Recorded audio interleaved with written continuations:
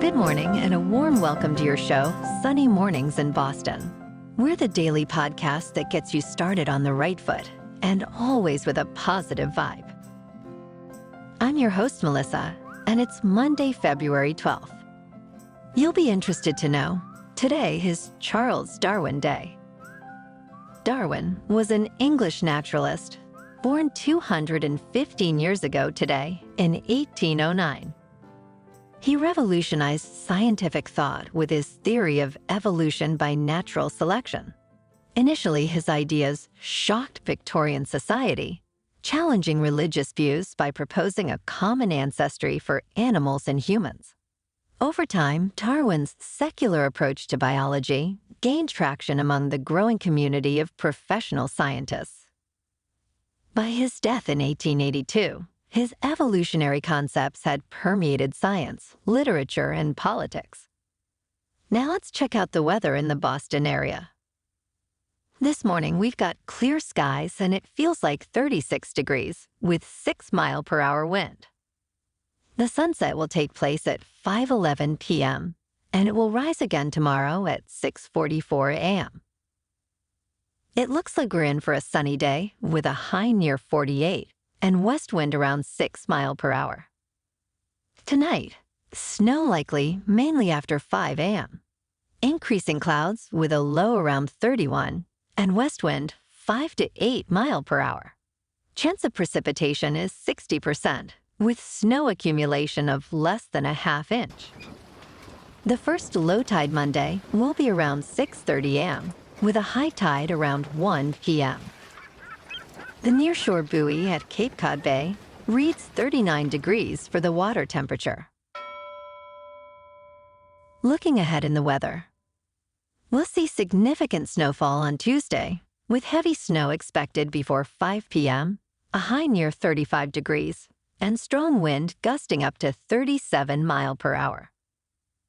Tuesday night, snow chances decrease, turning partly cloudy with lows around 20 degrees. Wednesday brings sunny skies but remains blustery with a high near 31 and gusty wind. The night will be mostly clear and breezy. Thursday stays sunny with a high near 35. Snow showers may return early Friday morning with partly sunny skies and a high near 38 degrees on Friday. Bonjour, food enthusiasts. This podcast is brought to you by Versailles Cafe and Pastries in Encinitas. Nestled on El Camino Real South, just north of Encinitas Boulevard, this cafe is a haven for culinary delights. Indulge in their amazing Eggs Benedict or their gluten-free crepes. You can grab a panini for lunch or just breeze on through to get your morning coffee. They are open every day from 8 to 5. So stop on by and don't forget to tell them Sunny Morning sent you. In local news, in Boston's Back Bay neighborhood, a stunning event called Bostonhenge occurs, where the sunset aligns perfectly with east-west streets. This year, the best viewing is around Stewart and Beacon Streets, facing west. The phenomenon, reminiscent of Stonehenge's alignment with solstices, creates a striking orange glow. Local meteorologist Dave Epstein suggests Sunday's sunset at 5:08 p.m. offers the ideal angle, with the effect lasting for about 15 minutes. If you missed it, another chance arrives in late October. This natural spectacle also occurs in New York City, known as Manhattanhenge.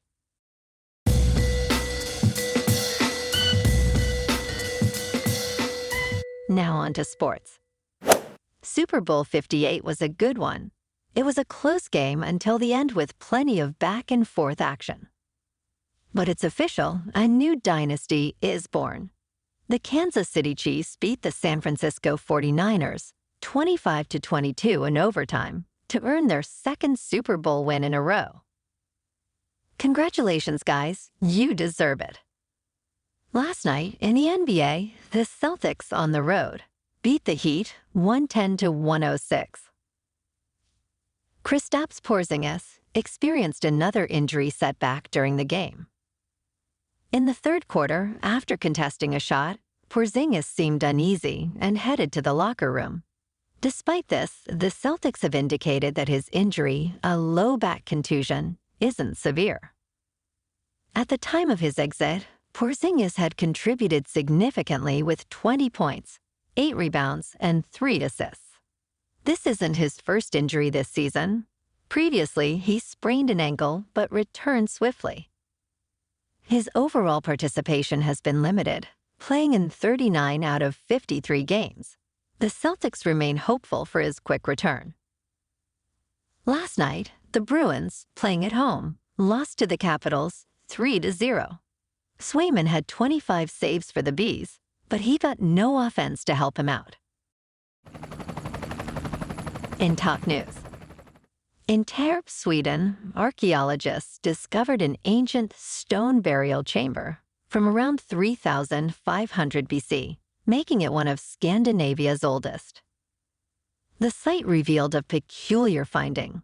All skulls, and most large bones, were missing from the remains, which is an unusual deviation from typical burial patterns. This absence has baffled researchers, who initially thought the site's significance lay in its age and construction. The chamber contained remains from infants to elderly individuals, with no signs of violent death. Investigations continue, focusing on DNA analysis to uncover possible causes of death. The researchers suspect ritual practices might explain the missing bones, but the mystery remains unsolved. In business news.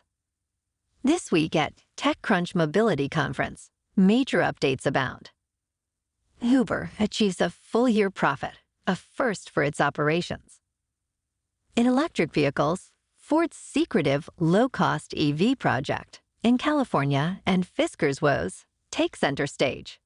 Also, Joby Aviation plans to launch their air taxi services in Dubai by 2026. Finally, the EV landscape sees dynamic movements, with Arrival, electric delivery vans, facing financial challenges in the UK, and Rivian, set to unveil a new, more affordable SUV. Stay tuned for more news from the conference this week. In crypto movement, Bitcoin is over $48,000, Ethereum is about $2,500, and Solana is $103. Moving on to a more local vibe. In our community spotlight on health and wellness, we are working with a national Pilates studio to bring you some free classes, so listen up. Check out Club Pilates, with several locations in the Boston area. Pilates presents a comprehensive wellness approach, cultivating strength, reducing tension, and elevating mental well-being. Scientific research affirms its benefits. So now you can check out Club Pilates for a free class. With locations in Canton, Wellesley, Hingham, Brookline, and Framingham, just be sure to tell them Sunny Mornings sent you by. And now, back to the show. Let's talk tech. The latest iPhone software update, still in beta testing, introduces a significant update for Apple Cash users. It now allows the generation of a virtual card number, enabling payments even in places where Apple Pay isn't accepted. This feature addresses a major limitation of Apple's payment service, now making it more versatile.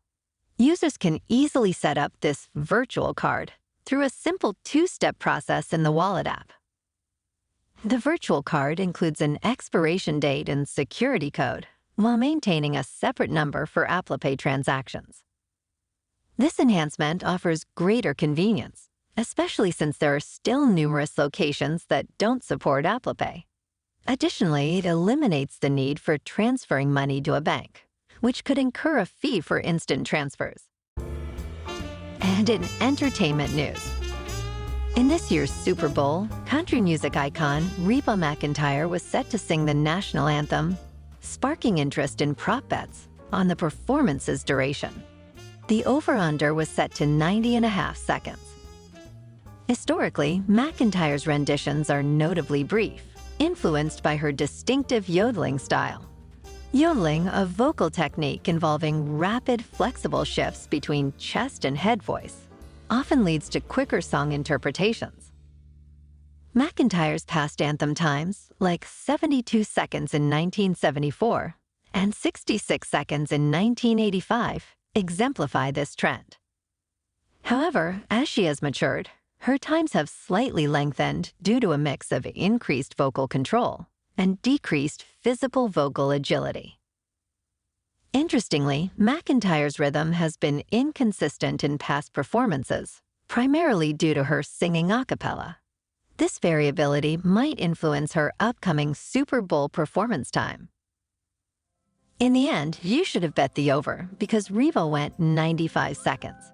And if you did go with the over, then winner, winner, chicken dinner. Well, alrighty folks, it's time for the quote of the day. And today, our quote comes from Super Bowl champion Travis Kelce.